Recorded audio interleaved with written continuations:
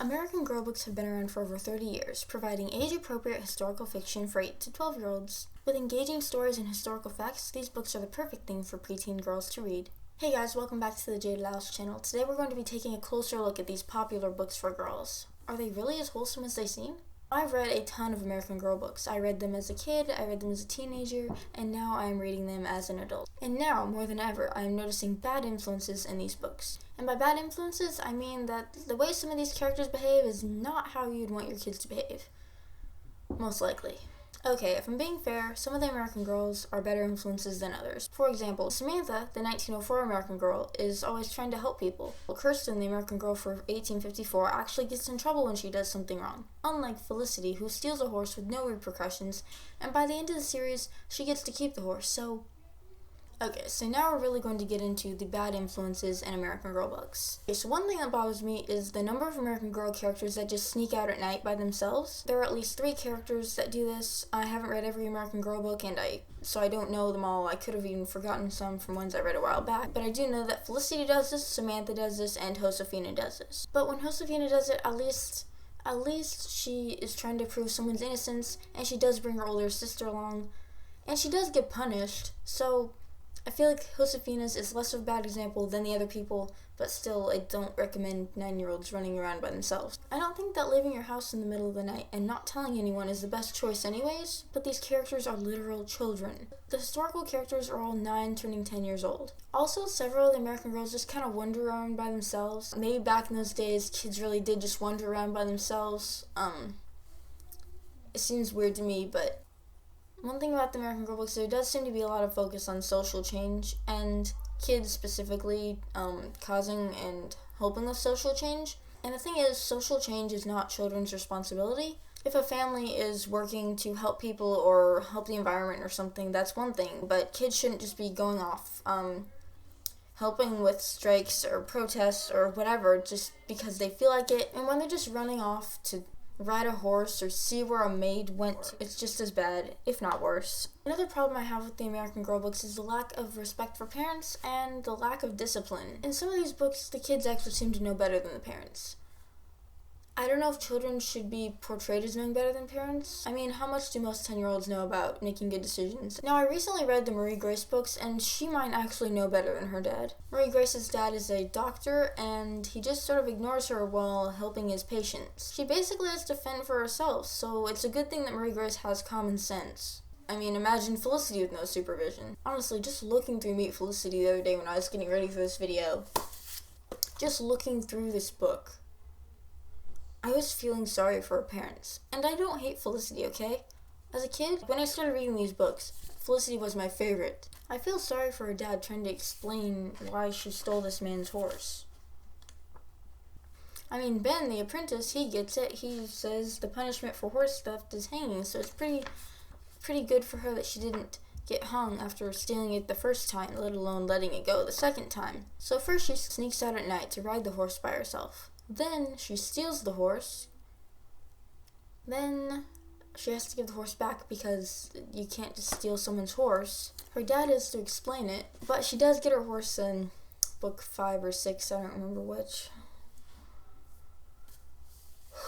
Okay, so I'm done complaining about Felicity, but it gets worse. The Rebecca Rubin books is where I really get annoyed. I'm probably just going to spend the rest of the video talking about this. Rebecca Rubin is the historical character for 1914. She dreams of becoming an actress. Max, who is Rebecca's mother's cousin, is an actor, and he thinks that Rebecca would be a great actress. There's just one itty-bitty problem. Rebecca's family doesn't think that acting is a respectable job for a lady. They want her to be a teacher. She's only like 10 years old. I don't know why she needs to have her whole career figured out right now, but she does, I guess. So anyways, Max is friends with his co-worker / co-star Lily Armstrong. Lily is just a terrible character. Not that she's badly written or whatever, she's just a bad person. Max and Lily convince Rebecca to be in a movie with them. While Rebecca's mom did give Rebecca permission to go to the movie studio with Max, Rebecca keeps the whole thing secret from her family. I think she might have ended up telling like her cousin or siblings or something before her family found out, but you know, her parents don't know.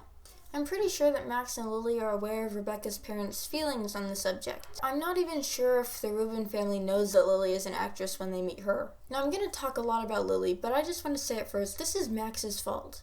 Max encourages Rebecca to pursue acting even though she's like 10 years old and that her parents don't want her to be an actress. But he still brings her to the movie studio, he still helps her get into the movie. He's the relative.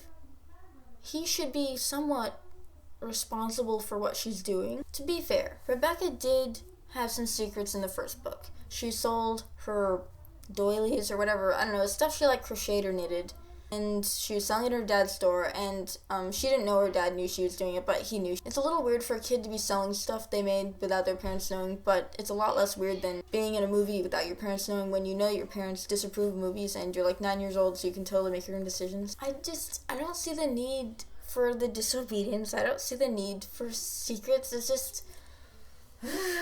It's not like Rebecca's parents are bad people. They're doing the best they know how to raise their kids. If Rebecca was in some sort of bad situation and Lily was like a concerned relative trying to help her out, that would be one thing, but that's not the case. It's not the case at all. This disobedience is not necessary for Rebecca's safety. I mean, if anything...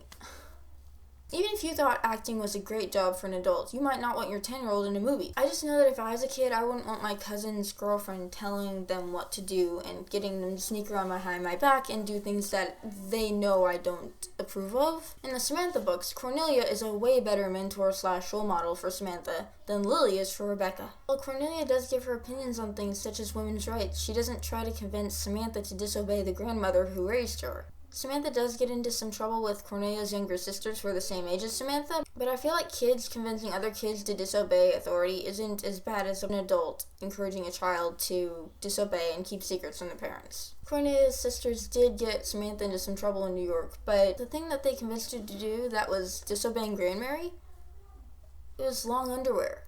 I have to wear it, sighed Samantha. It's one of Grandmary's rules. Long underwear from September to the end of June. Then the girls tell her it's old-fashioned, nobody does that anymore, and then she decides, because she's 10 years old, I guess that's old enough to think for myself about things like underwear. And she didn't wear the long underwear. That's it. That's it. It's not obeying her grandmother, but it's also not keeping secrets and being in a movie without her parents ever knowing. So, while Cornelia in the Samantha books is Samantha's Uncle Guard's girlfriend who gets married between books 3 and 4. Lily is Rebecca's mom's cousin's girlfriend who isn't engaged to Max until changes for Rebecca, the last book in the series. Why does Rebecca listen to Lily anyway? Like, is it just because she's an actress and she wants to be an actress? Rebecca's mom is a way better role model. So are Rebecca's older sisters. She has twin older sisters she could be following around or listening to or doing something, and they'd be a lot better examples than this actress lady that her mom's cousin knows. Or really, why can't Samantha be a role model? Samantha is from 1904, Rebecca is from 1914. By the time Rebecca is 10, Samantha's got to be about 20, 19 or 20, so why can't Samantha just be a role model? And changes for Samantha. Samantha lives in New York too, so make sure to comment below if you think that American Girl should have a book where different characters from different time periods meet each other. A Girl of the Year with like a historical American Girl as a relative, something like that. Another problem with Lily is her hair. Okay, it's not her hair, but it's how she handles her hair. Let me explain. So Lily's hair is basically like a bob hairstyle. Because the Rubin family's a little old-fashioned, whenever she meets them, Lily chooses to wear a hat, and I think she wears a scarf too to cover her hair so they won't know that she has short hair. It just seems a little sneaky, a little bit deceitful, like, if you're gonna have short hair wasn't even popular for women until the 1920s, so why does this woman in 1914 have really short hair? Are they just trying to make her seem edgy because she's an actress? So, I mean, after that, I think, well, maybe all the actresses back then, like, maybe it was an only actress thing, like, maybe they were the only one with short hair. So I took a look at 15 of the most popular actresses and actors from 1914.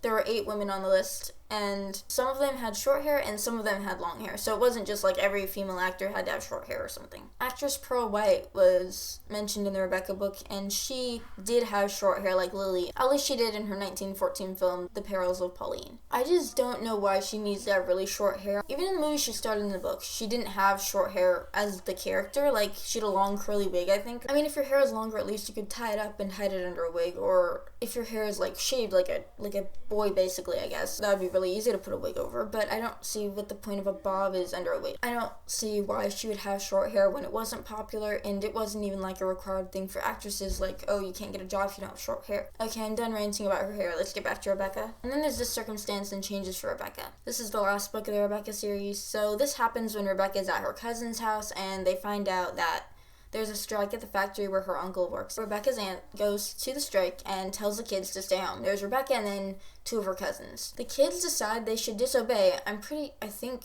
if I remember correctly, it was Rebecca's idea to go. So, they go to the strike. Rebecca tries to make a speech, and she gets hit in the head with a rock.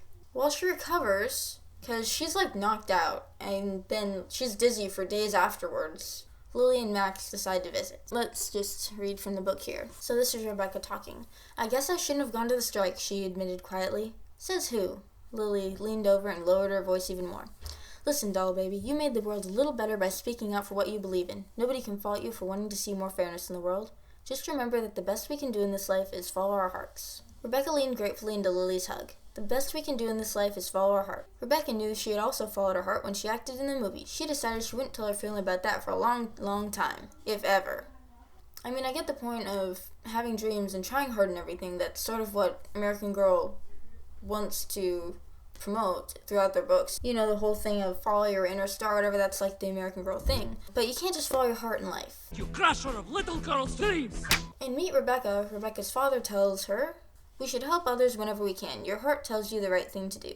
These statements seem similar, but think about the context. Rebecca's dad makes this statement after she asked him why he helped a poor woman who needed shoes for a little boy. He gave her some shoes for free. Lily's statement, however, is after Rebecca disobeys authority and gets hit in the head with a rock. Seems to me that Rebecca's dad is talking more about following the golden rule, treating others the way you want to be treated, following your conscience, doing the right thing. Lily's statement just sort of seems like, do whatever you feel like. In conclusion, while American Girl books do teach about history, I'm just not sure all of these characters are the best role models for children. Like I said before, some of the books have better influences than others, but kids doing whatever they want is not a good influence. It's not wise, it's not smart, it's not good. Barbie seems like a better influence as far as that goes, because at least she's a grown-up doing things, not a kid just doing whatever she wants. Anyways, thanks for watching. Congratulations if you actually sat through all of my complaints about Lily. You can like and subscribe if you want. I have other videos, you can watch them too. And